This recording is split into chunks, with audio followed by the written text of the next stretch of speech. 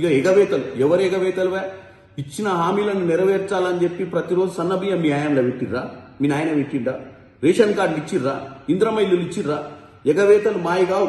ఇవాళ నువ్వు అక్కడ లేనిపోని ముచ్చట చెప్తున్నావు. 1 కోటి మంది మహిళలను కోటీశ్వరులను చేయాలంటే నీ లెక్క బుద్ధి లేని జ్ఞానం లేని మాటలు కాదు. 1 కోటి మందిని కోటీశ్వరులను చేయాలంటే వాళ్ళకు ఉపాధి కనిపించాలి.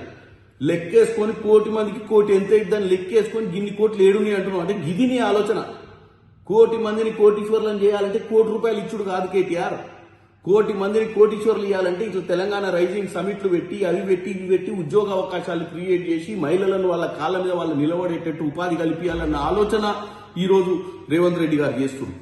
దాన్ని కూడా నువ్వు తప్పుగా చూపించి 1 కోటి మహిళలను కోటీశ్వరులు ఎట్లా చేస్తావు? బస్తీ మీద సవాల్ అన్నాడు రేవంత్ రెడ్డి గారు 23 కంటే ముందే. ఆయన మెరిట్ కోటాలో వచ్చిండు. పేమెంట్ కోటా కాదు, నీది కోటా, మేనేజ్మెంట్ కోటా నీది. నువ్వు అమెరికా నుంచి డైరెక్ట్ గా ఉద్యమానికి సంబంధం లేకుండా సిరిసిల్లకు వచ్చి ఎమ్మెల్యే అయిపోయి మంత్రి అయిపోయింది, నీది మేనేజ్మెంట్ కోటా. ఆయన జెడ్పీటీసీ ఇండిపెండెంట్ గా పార్టీ సింబల్ లేకుండా వాళ్ళ నాయన కేసీఆర్ కాదు.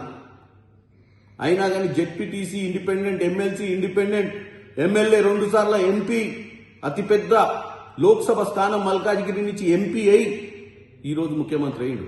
కాబట్టి మేనేజ్మెంట్ కోటా, పేమెంట్ కోటా ఎవరిది అనేది ప్రజలకు అర్థం చేసుకోవాలి. కేటీఆర్ అక్కస్ ఏంది, కేటీఆర్ కోపం ఏందో కూడా మీరు అర్థం చేసుకోవాలి.